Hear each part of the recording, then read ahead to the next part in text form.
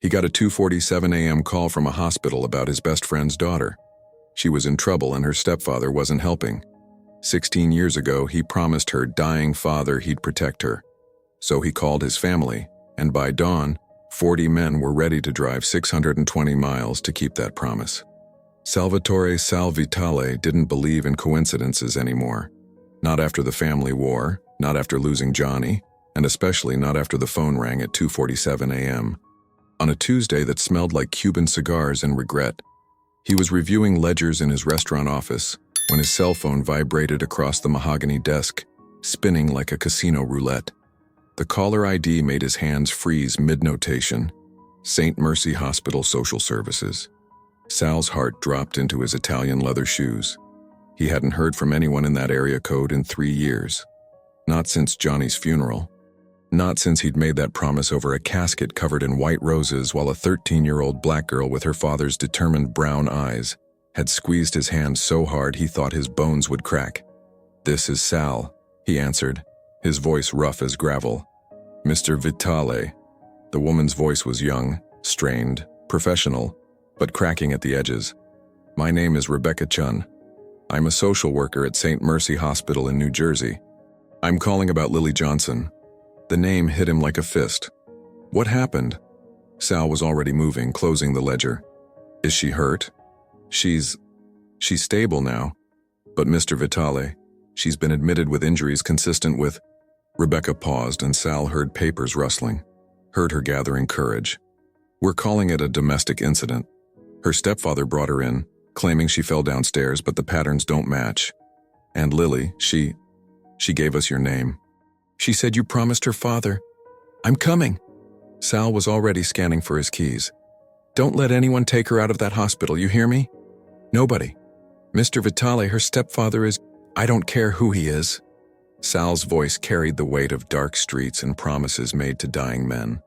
"Johnny Johnson saved my life when the Russo family ambushed us. He took a bullet meant for me. The last thing he asked before he died was for me to watch over his little girl. So I'm asking you, Miss Chun, one more time. Can you keep her safe until I get there?" There was a long silence. "Then how fast can you get here?" Sal looked at the clock, calculated distances, and made a decision that would change everything. "Give me 18 hours. And Miss Chun, thank you for calling me." Not everyone would have. After he hung up, Sal stood in the silence of his office, surrounded by framed family photos on the wall. His reflection stared back from an antique Venetian mirror. 52 years old, face weathered like ancient marble, a scar running from his left eyebrow to his cheek from when the Russo family tried to kill him but didn't, because Johnny threw himself in front of Sal instead. He pulled out his phone and opened the group chat for the family. 40 members spread across 3 states. Brothers and sisters who'd been through territory wars, betrayals, and funerals, who'd shown up for weddings and baptisms, who understood that family wasn't always blood. Sometimes it was forged in fire and sealed with loyalty. Sal's fingers hovered over the keyboard. This wasn't a casual meet. This was serious. This was the kind of thing that could bring trouble. The kind that made people lock their doors and call the feds. But then he remembered Lily at Johnny's funeral. How she'd looked so small in that black dress. How she'd whispered, "Uncle Sal, will you still visit me?" And how he'd promised yes, even though her mother's new husband, some federal prosecutor with cold eyes, had steered her away before Sal could say more. He started typing, "Lily needs us. Johnny's daughter. Hospital in New Jersey. Domestic situation. We leave at 5 a.m. This isn't optional. This is family." The responses came in like thunder. "I'm in. Big Tommy. Count me there. Luca. For Johnny. Nonna Maria. Rolling out. Frankie." Within 10 minutes, all 40 members had responded. Within 20 minutes, Sal's phone was ringing with questions, offers of supplies, legal contacts, people rearranging their lives because a brother had called, and a promise needed keeping. Sal looked at his office one last time, at the photos on the wall. One of him and Johnny in their young days, grinning and stupid and invincible. Johnny was smiling at the camera, arm slung around Sal's shoulder. No idea that 10 years later he'd bleed out in an ambush, saving his best friend's life. "I'm coming, brother," Sal whispered to the photo. "I got her." He grabbed his Italian overcoat, the black cashmere one with the family pin on the lapel, a golden eagle with the words, La Famiglia è tutto, and walked out into the pre-dawn darkness. His black Cadillac Escalade sat waiting, chrome gleaming under the single parking lot light like a patient beast. As Sal started the engine, the smooth purr echoed through the empty New York street. Somewhere in New Jersey, a 16-year-old black girl was lying in a hospital bed, probably terrified, probably thinking no one was coming. She was wrong. 40 family members were about to prove that some promises are kept, no matter the cost. The journey had begun. Dawn broke over New York like a wound, all red and gold and angry. By the time the sun cleared the horizon, the parking lot of Vitale's restaurant looked like a scene from a movie, except this was real, and the stakes were a teenage girl's life.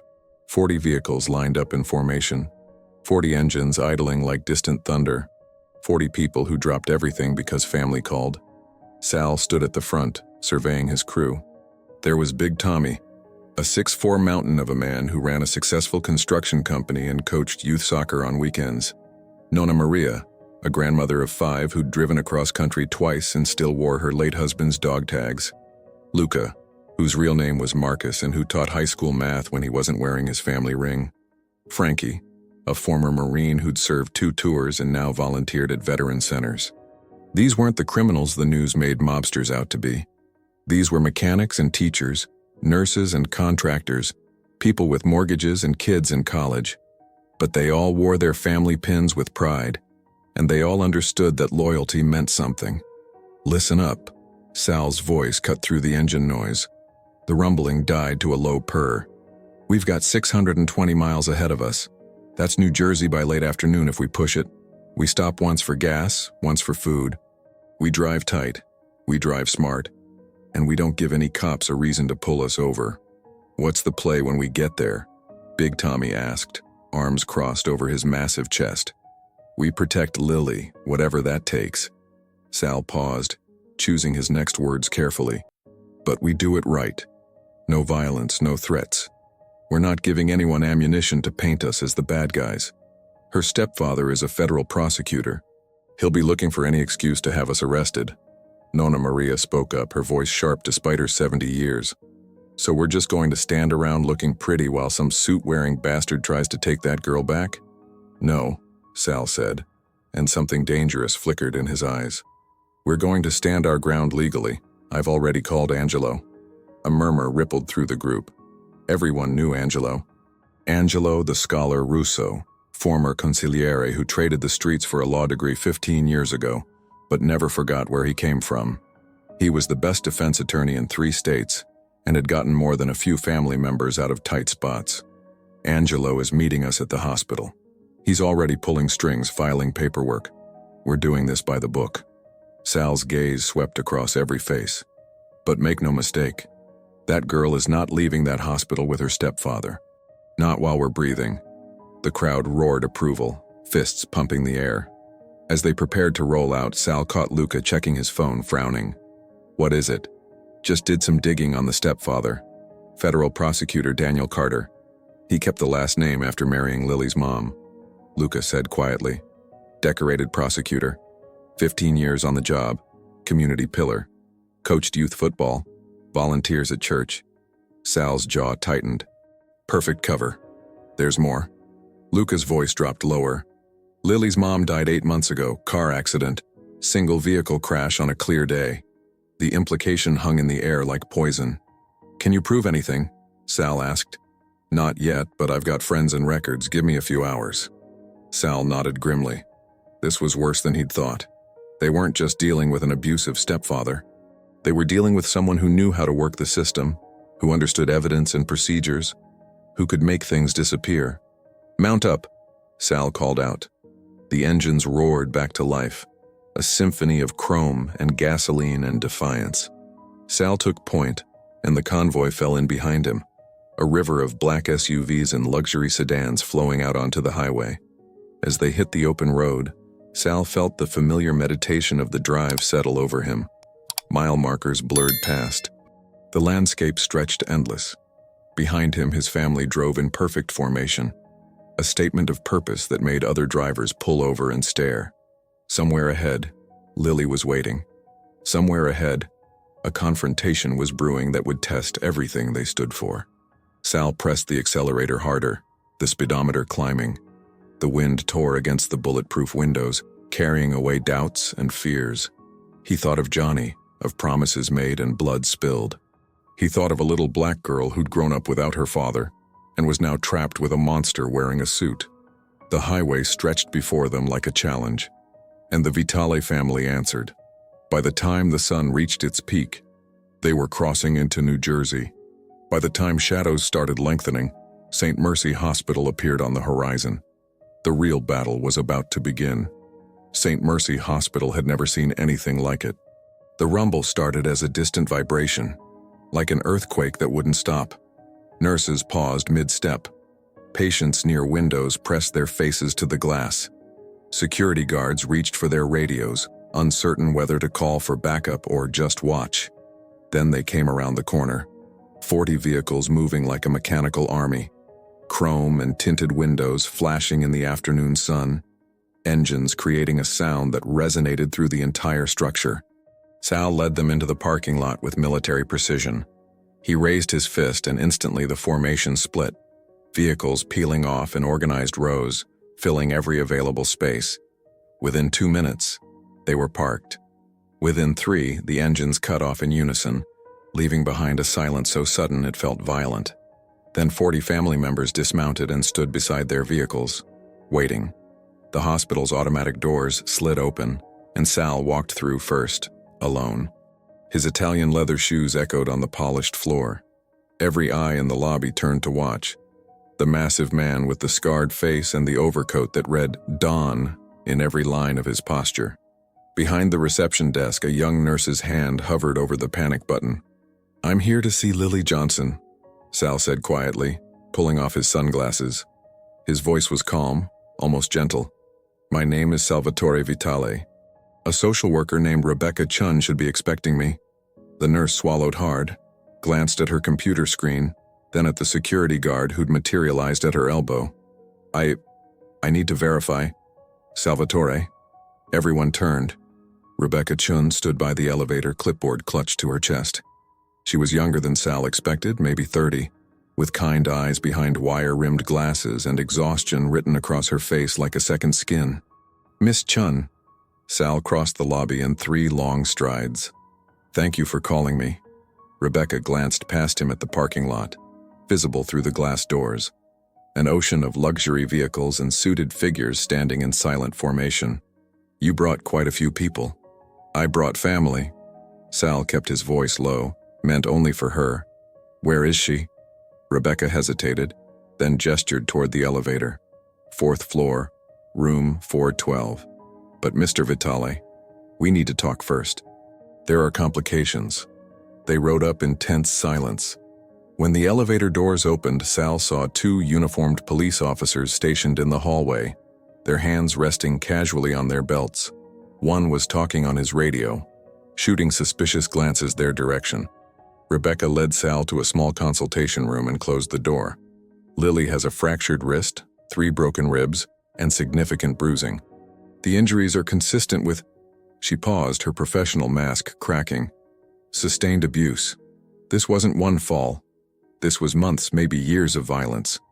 Sal's hands curled into fists. Where was everyone? Teachers, neighbors? Somebody must have seen something. Prosecutor Carter is very well respected in the community. He's careful. Lily wore long sleeves, missed school for family emergencies, and he always had explanations ready. Rebecca's voice hardened. But yesterday she showed up at school with visible bruising on her neck. A teacher called it in. Carter brought her here himself, claiming she'd fallen, thinking he could control the narrative. But she told you the truth. She whispered your name to the ER nurse, said her father told her if anything ever happened to find Salvatore Vitale, that you'd promised. Rebecca met his eyes. The problem is Carter is demanding her discharge.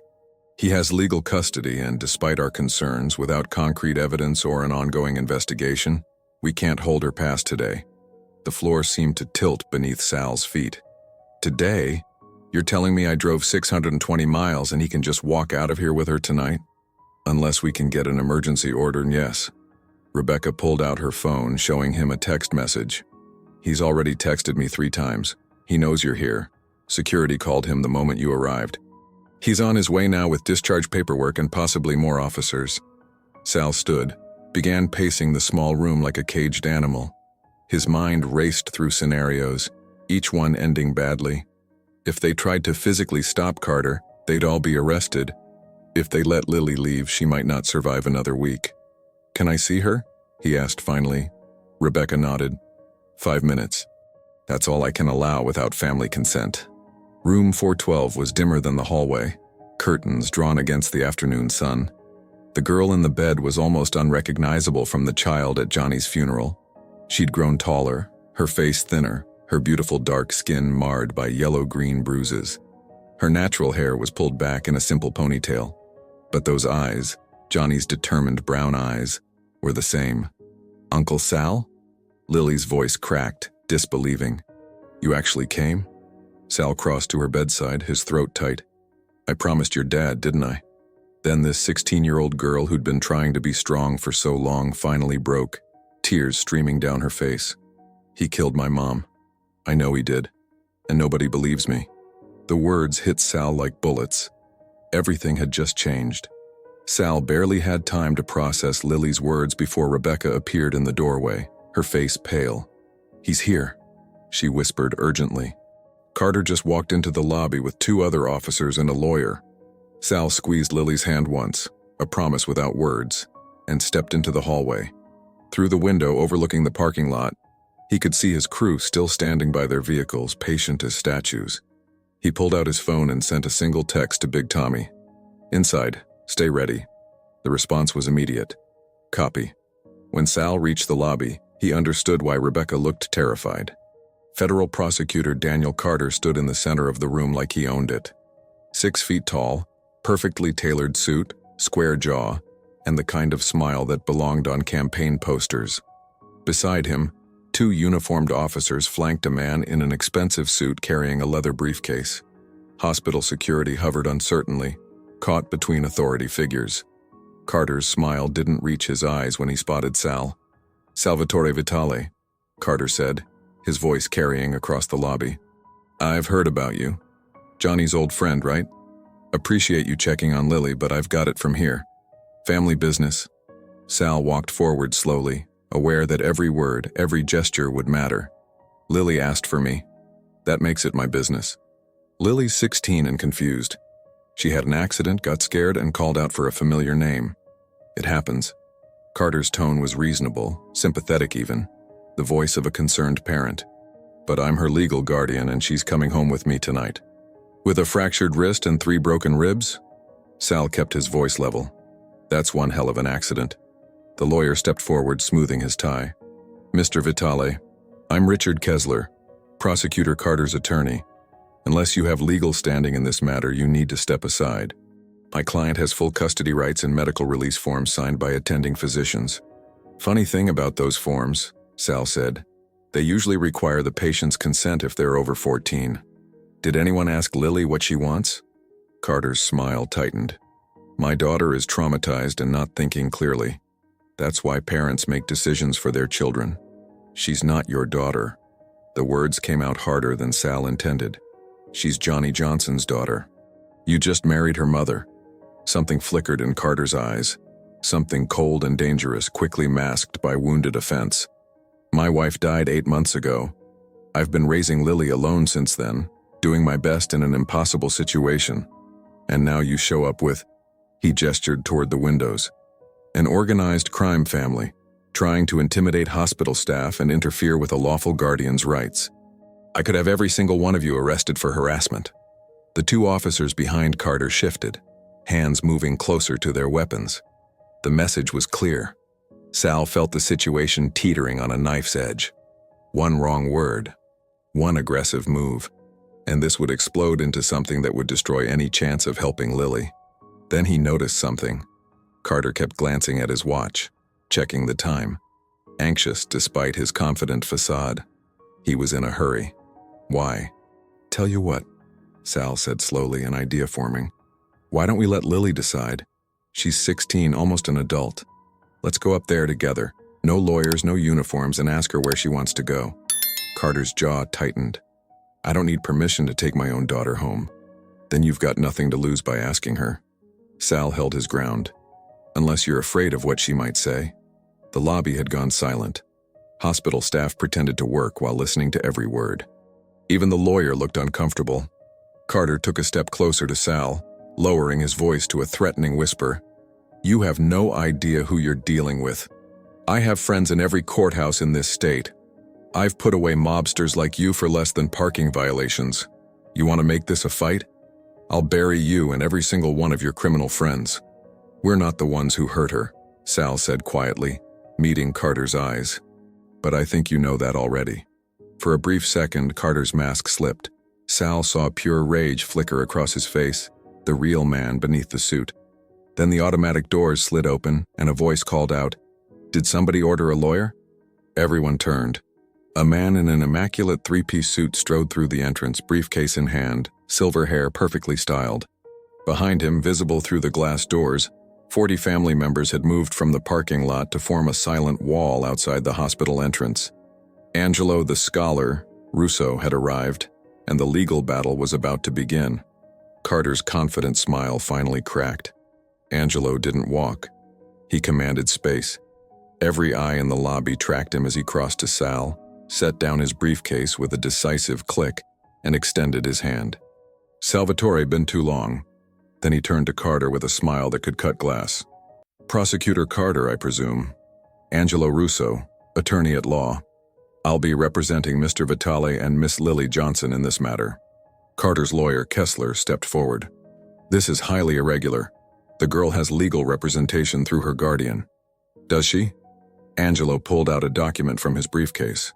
Because I have here a petition for emergency guardianship filed 1 hour ago on behalf of Miss Johnson, citing credible allegations of abuse and requesting immediate investigation. Judge Patricia Herrera has agreed to an emergency hearing via video conference. He checked his watch. Tomorrow morning, 9 a.m. The lobby erupted in murmurs. Carter's face flushed red. You can't. I can, and I did. Angelo's voice carried the weight of courtrooms won and lost. Until that hearing, Lily Johnson remains in protective custody at this hospital. Any attempt to remove her will be considered violation of a pending court order. Kessler snatched the document, scanning it rapidly. His expression darkened. This is a delay tactic. This is due process. Angelo corrected. Something your client should appreciate, being a law enforcement officer. That's when Sal noticed them. News vans pulling into the parking lot. 3, then 4, then 5. Cameramen spilling out. Reporters checking their makeup in side mirrors. Carter saw them too. His jaw clenched. You called the press. I didn't have to. Angelo gestured toward the windows where reporters were already filming the wall of suited men standing silent vigil outside. 40 members of an organized crime family descending on a hospital? That's news. The question is, what story do you want told? As if on cue, a reporter and cameraman pushed through the entrance, microphone already extended. Prosecutor Carter, can you comment on allegations? Carter held up his hand, instantly shifting into public relations mode. This is a private family matter being exploited by outside parties with no legal standing. My daughter is receiving excellent care and I'm working with hospital administration to bring her home safely. Is it true she has injuries consistent with abuse? Another reporter called out, shoving through the growing crowd. My daughter had an accident. These allegations are unfounded and hurtful. Carter's voice carried righteous indignation. What you should be reporting on is how an organized crime family has shown up to harass a grieving family. With respect, prosecutor, a reporter interrupted. Sources say the girl specifically asked for Salvatore Vitale. Why would she do that if she felt safe at home? Carter's composure cracked for just a second. Sal saw it. The flash of panic, quickly masked. Angelo leaned close to Sal. We need to get ahead of this narrative. You should make a statement. I'm not good with cameras, Sal muttered. You don't need to be good. You need to be honest. Angelo straightened Sal's collar. Tell them why you're here. Make it personal. Make it real. Sal looked through the glass at his crew standing like sentinels. At Nonna Maria, who'd driven through the night despite her arthritis. At Big Tommy, who'd left his construction site mid-project. At Luca, who'd probably have to use sick days and deal with angry administrators. They'd all come because he'd asked, because a promise meant something. He walked outside. The cameras pivoted toward him like hunting dogs catching a scent. Microphones thrust forward. Questions overlapped into noise.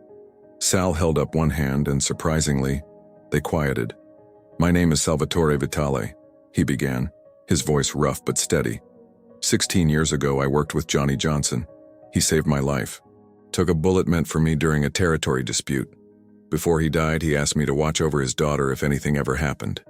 Sal paused, emotion tightening his throat. 3 years ago, I made that promise at his funeral. Last night, that little girl, who's not so little anymore, called for help. "Are you accusing Prosecutor Carter of abuse?" a reporter shouted. "I'm saying a child asked for help and I came. That's all." Sal's gaze swept across the cameras. "We're not here to fight. We're not here to cause trouble. We're here because family matters, because promises matter, because sometimes a child's voice gets lost in the noise, and somebody needs to make sure it's heard." Behind him, the family members stood motionless, a unified statement of purpose. The reporters ate it up, already typing headlines on their phones. Inside the lobby, Carter watched through the glass, his expression unreadable. But Sal caught him pulling out his phone, making a call. His body language screamed urgency. Whatever Carter was planning, it was happening now. Angelo appeared at Sal's elbow. That was perfect. Social media is already exploding. Promise kept is trending. "Good," Sal said, "because I have a feeling Carter's about to make his move." He was right. By nightfall, St. Mercy Hospital had transformed into a fortress of wills. The Vitale family set up camp in the parking lot, folding chairs, coolers, thermoses of espresso. They weren't leaving. Nonna Maria organized food runs. Big Tommy coordinated watch rotations. Luca disappeared into a quiet corner with his laptop, digging deeper into Carter's background. Inside, Angelo commandeered a corner of the hospital cafeteria, spreading documents across 3 tables like a general planning war. Sal sat across from him, nursing terrible coffee while Angelo explained the battlefield. "Carter's playing this smart," Angelo said, highlighting sections of legal text. "He's filed a counter-petition claiming you're an unfit guardian with no legal standing. He's citing your criminal record." "I don't have a criminal record," Sal interrupted. "You do now. Apparently you were arrested for assault in 2019. Charges dropped, but it's on record." Angelo's eyes narrowed. "Ring any bells?" Sal's jaw tightened. "Bar fight. Some drunk grabbed Nonna Maria inappropriately. I stepped in. We settled it outside of court. Convenient that Carter dug that up in 3 hours." Angelo made a note. "He's also claiming the family has known organized crime affiliations. He's painting you as dangerous criminals attempting to kidnap a minor." That's strategy," Angelo cut him off. "Carter's been a prosecutor for 15 years. He knows how to build a case, how to control narratives. Right now, he's creating reasonable doubt about your intentions while positioning himself as the protective father defending his daughter from criminals." Sal felt his frustration rising. "So what do? We prove he's lying." Angelo pulled out another document. "This is where it gets interesting. I pulled Carter's financials, public record for federal prosecutors. In the past 8 months since Lily's mother died, Carter has liquidated 3 investment accounts, taken out a second mortgage, and transferred nearly $180,000 to an offshore account in the Cayman Islands." The number hit Sal like cold water. Why would he need that kind of money? That's the question. Angelo tapped the paper. Either he's planning to run or he's paying someone off. Either way, it suggests he's worried about something coming to light. Sal remembered Lily's broken voice. "He killed my mom. I know he did." "The car accident," Sal said slowly. "Can we get those records?" "Already requested. Should have them by morning." Angelo leaned back. "But here's the problem. Even if we prove financial irregularities, even if we raise questions about the mother's death, none of that immediately proves Lily is in danger. Carter can claim the money transfers are personal investments, that his stepdaughter is traumatized and making false accusations because she's grieving. So we're back to square one." "Not quite." Angelo's phone buzzed. He read the message and smiled grimly. Luca just sent me something interesting. Apparently, Carter coached youth football for 3 years. Quit suddenly last season. No explanation. So I made some calls. Found 2 parents willing to talk off the record. Their kids reported aggressive coaching that left bruises. Nothing was formally filed because Carter convinced them it was normal contact sports injuries. But parents remembered. Parents always remember when something feels wrong. Sal's hands clenched into fists. He's been hurting kids for years. Allegedly, Angelo corrected, the lawyer in him precise. But it establishes a pattern. Combined with Lily's injuries, the financial irregularities, and questions about the mother's death, we're building a picture. A knock on the cafeteria doorframe made them both look up. Rebecca Chun stood there, looking exhausted and frightened. "I need to show you something," she said quietly. "But if anyone asks, you didn't get it from me." She handed Sal a manila folder. Inside were medical records, not Lily's, but her mother's, from the 3 years before her death. 2 broken fingers, a concussion, bruised ribs, all explained as accidents, all treated by different hospitals in different towns. "She was running from him," Rebecca whispered, "trying to get help without leaving a paper trail in one place. But I cross-referenced her medical history. It's all there." Sal stared at the documents, rage building in his chest. Why didn't anyone see it? Because he's careful? Because he's respected? Because the system isn't designed to catch people who know how to work it? Rebecca's voice cracked. "I'm risking my career showing you this, but that girl upstairs doesn't have anyone else." Angelo was already photographing every page. "This changes everything. If we can prove systematic abuse of the mother, we can argue Lily is in immediate danger." "There's something else," Rebecca added. "Carter requested Lily's medical records be sealed. Said it was for her privacy, but he's trying to control what the court sees." "Can he do that?" Sal asked. "He already did, 2 hours ago." Rebecca checked over her shoulder nervously. "But I made copies before the order went through." Angelo stood, gathering documents with renewed purpose. "Get some rest, Salvatore. Tomorrow's hearing is going to be brutal. Carter will come with everything he has. Character witnesses, colleagues, probably half the federal courthouse." "Let him," Sal said, his voice hard as iron. "We've got the truth. Truth doesn't always win in court," Angelo warned. "But it's a damn good start." Outside, the first stars appeared over the parking lot where 40 family members kept watch. Inside, a 16-year-old black girl slept fitfully, guarded by nurses who'd quietly started believing her story. And somewhere in the night, Prosecutor Daniel Carter made phone calls to people who owed him favors. The morning would bring revelation. The hospital conference room felt smaller than it was. Too many people, too much at stake. A laptop sat open on the table, its camera pointed at the assembled crowd like a judgmental eye. On screen, Judge Patricia Herrera arranged her papers, her expression unreadable behind silver-rimmed glasses. Sal sat beside Angelo, feeling out of place in a borrowed dress shirt. Across the table, Carter sat perfectly composed in his tailored suit, looking every inch the respected prosecutor. His lawyer, Kessler, had a stack of character references an inch thick. Behind them, crammed into every available space, stood reporters, hospital staff, and 3 uniformed officers Carter had brought as moral support. Outside the door, Big Tommy and Nonna Maria kept watch while the rest of the crew maintained their vigil in the parking lot. "Let's begin," Judge Herrera said crisply. "This is an emergency hearing regarding temporary guardianship of Lily Johnson, age 16. Mr. Kessler, you represent Prosecutor Daniel Carter?" "Yes, Your Honor. And I'd like to state for the record that this entire proceeding is irregular and unnecessary. Prosecutor Carter is a decorated federal prosecutor with 15 years of exemplary service." "Save the character witnesses for later," the judge interrupted.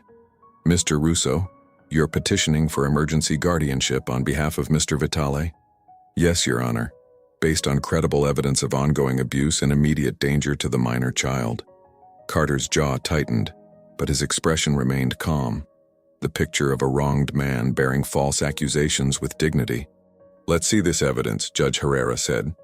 What followed was 90 minutes of legal warfare.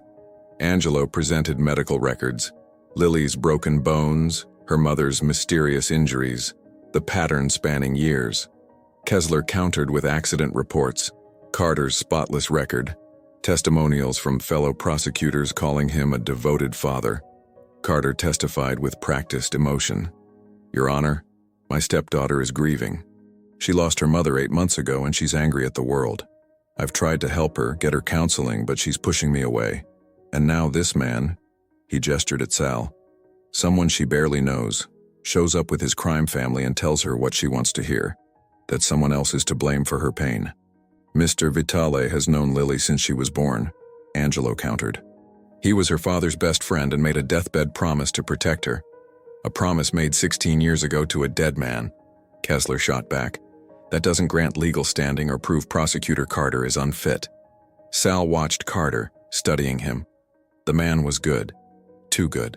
Every answer perfectly calibrated, every emotion precisely measured. He'd rehearsed this. Then Judge Herrera asked the question that changed everything. "I'd like to hear from Lily herself. Is she able to participate via video?" Carter's face went carefully blank. "Your Honor, my daughter is heavily medicated and traumatized. She's awake and coherent," Rebecca Chun spoke up from the back of the room, "and she's requested to speak." Kessler stood. "Your Honor, subjecting a traumatized teenager to—" "It's her life we're deciding," Judge Herrera said firmly. "Bring her in." 2 nurses wheeled Lily into the room. She looked smaller than Sal remembered, pale against the white hospital gown, her beautiful dark skin still marked by fading bruises.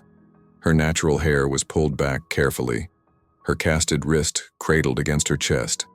But when her eyes found Carter, they burned with something Sal recognized from his days on the streets, the look of someone who'd decided they had nothing left to lose. "Hello, Lily," Judge Herrera said gently. "You don't have to do this if you're not ready." "I'm ready."